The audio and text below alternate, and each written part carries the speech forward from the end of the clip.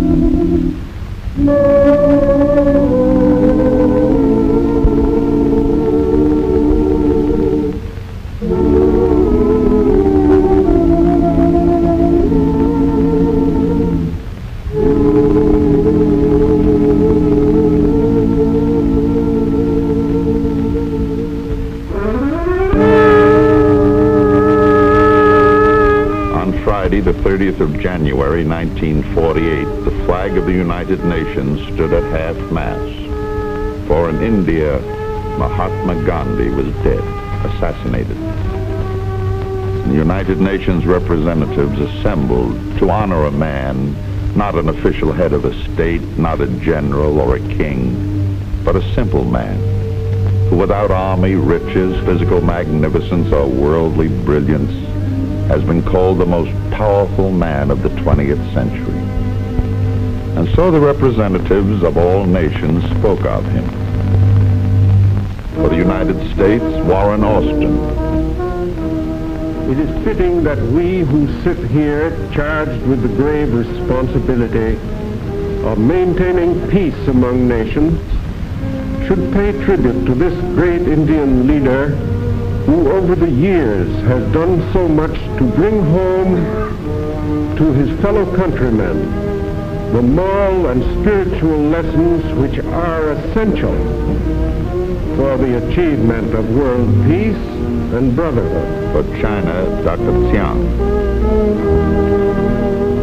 In recent decades, no other man typified the wisdom and the nobility of the old continent so well as Mahatma Gandhi.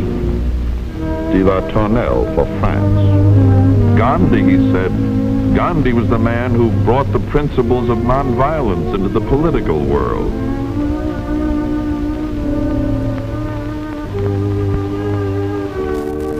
For Pakistan, Sir Mohammad Safrullah Khan.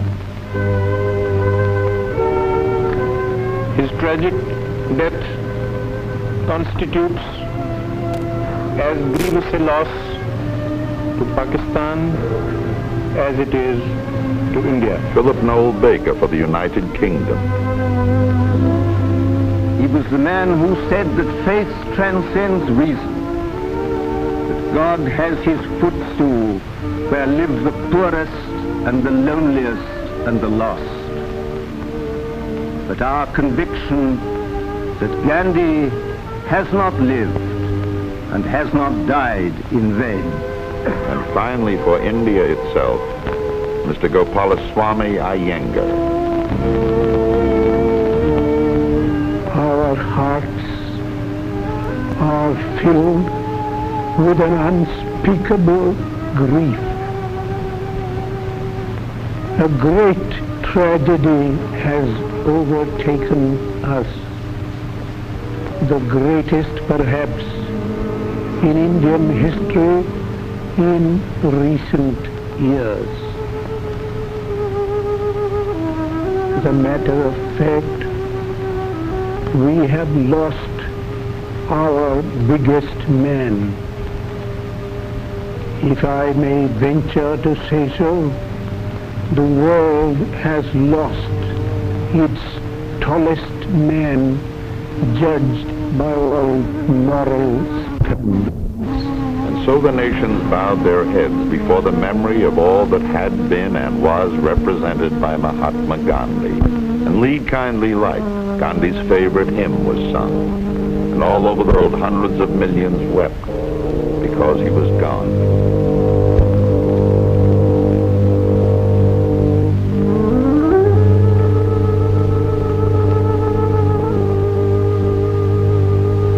Who was he then, this man, that all the world should mourn him?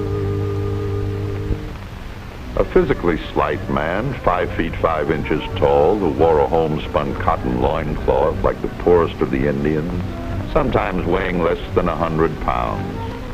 A man who died possessing only sandals, a pen, a book, and a dollar watch. Who spoke simply, with no attempt to hypnotize.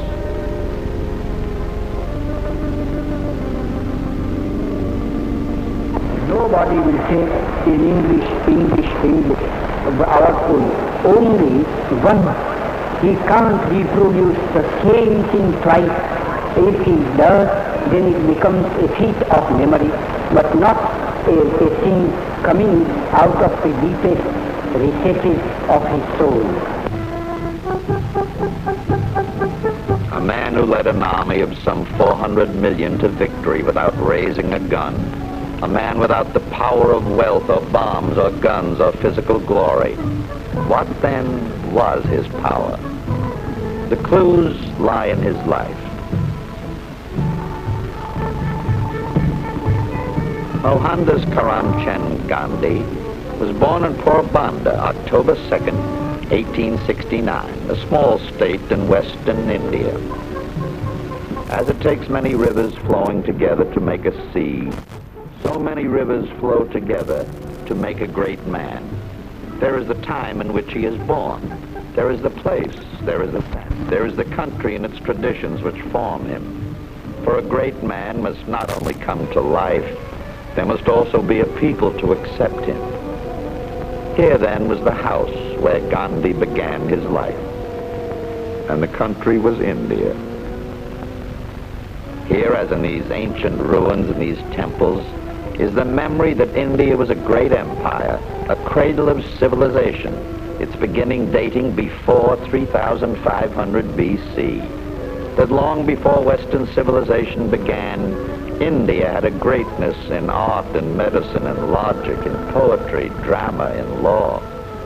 But its finest greatness lay in its immense researches into the meaning of existence, the truth behind appearance. And its great men were its men with a surpassing genius for teaching and living that truth. Thus in these temples and on these pillars are records. The West found power in nature and called it the atom. India made its researches into the inner world of man and called that power the Atma. The man who lived the life that demonstrates the power of the Atma is called a Mahatma, a great soul. There was another power in India, the British Empire, epitomized at the ceremony in 1911 by the visiting Queen Mary and King George V. Here in Surat in the 1700s, they established a trading company.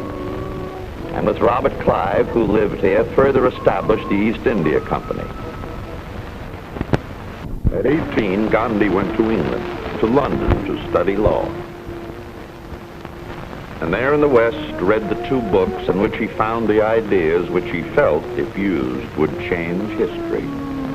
The first was the Bhagavad Gita, known by memory in every village in India. The Gita is one of the most ancient sacred books of India. It recalled to Gandhi the ancient wisdom and beauty of his country, and he called it the Book of Books for the knowledge of truth. And Gandhi found the ideas of his own in the Gita to explode into the tremendous force of his life. As a